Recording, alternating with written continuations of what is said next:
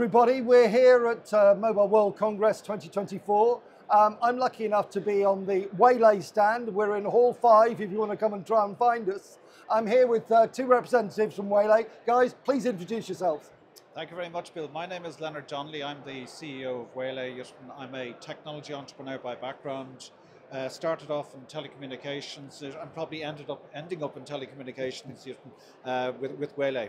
Sorry. Hey, hi Bill, I'm Veselin, Pizurica. I'm a technical founder of the company, so nice to meet you here. Thanks very much. Great to meet you guys. Now tell me a little bit about what Waylay does, and so that we can introduce you and explain what it is that your value is to the clients out there. Yes, technically we're classed as a hyper-automation company, but that would be not fair to your viewers to kind of get into the complexity of what that is. But in simple terms, in digital transformation or in software, like we're all dependent on a virtual, every domain is virtual.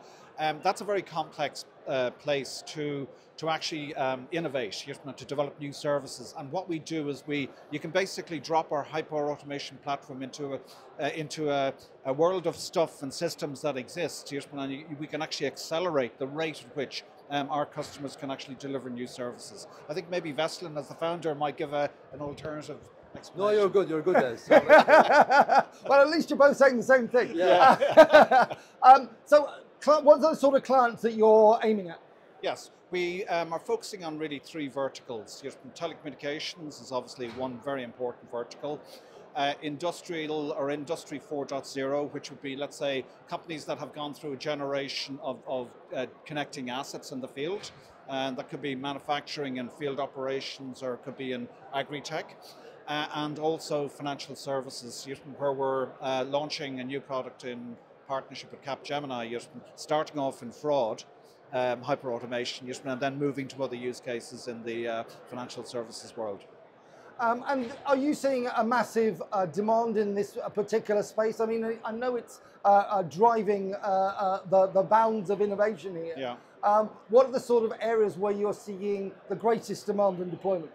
I think anything to do with speeding up, where there are critical problems, it doesn't really matter whether it's in financial service. Fraud is a mission critical place. Yep. Field operations, let's say in relation to one of our customers, AGCO, they've got very expensive equipment in places like Idaho, and you cannot afford to have that equipment kind of laying idle for days.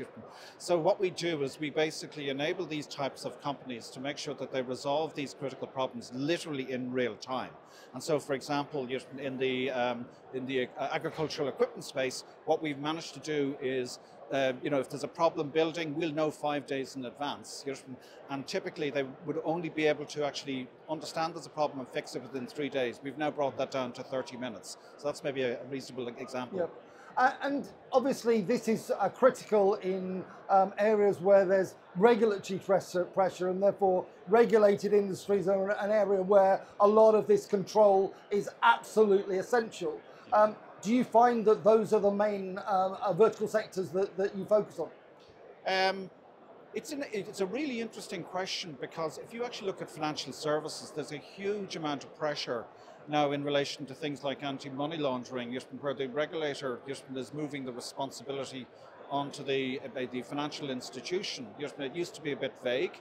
But that's very important, and within what's highly innovative about our hyper-automation platform is we can take the advances in machine learning with the business rules of a banking institution, but also with the regulatory and compliance rules, and within each millisecond event transaction, we're creating intelligence with all these things connected. And actually, it's going to create an amazing audit trail for the financial in the relationship between the bank and the regulators. You're working with a lot of clients. Yes. Where are you seeing some of the innovative use cases?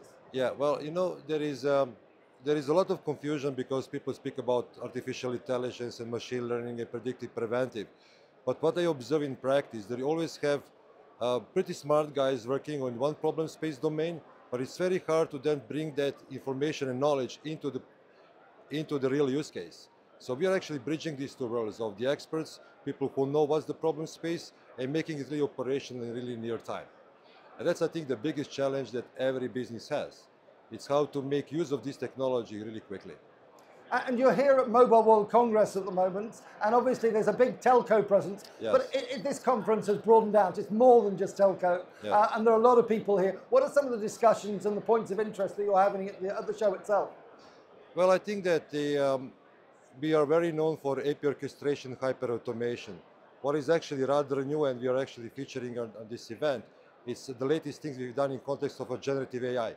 I know that I can bore people forever in talking about how fancy that stuff is, but we really have something really rather unique. And rather than just saying things, we can actually show what is actually rather new in that relation. Let me just be very quick on that. There are many fears in relation to how you want to apply that technology. From perspective of, do you own the data? Do we gonna delegate way too much? But the first fear always is, does this thing really understand what our intent was? Is it gonna always answer us in the proper way, so to speak? We've done things the other way around. We have trained the generative AI with probabilistic engine and outcomes, which means that we can always get a proper answer on the intent of the expert who uses our system to design the problem. Hence, when the outcome comes as the event like, okay, there is a problem, I'm absolutely certain that in that context, both have given me a good answer. But there's one point to add. We're unique at Mobile World Congress just because we're doing it on live data. Yes. We don't think there's any other company in this conference that is actually doing that, and that's really game-changing. I don't think there's going to be any shortage of demand if you can identify problems, help solve them, provide the automation, and actually make the service desk and others look like heroes. I think there'll be a fair amount of demand for some time to come. Absolutely. Guys, it's been great chatting to you. I hope you have a really successful Mobile World Congress. We look forward to keeping in touch and tracking your progress, and hopefully we'll see lots of success to come. Excellent, Philip. Thank you very much. Thank you very much. All right, cheers. Cheers. Okay.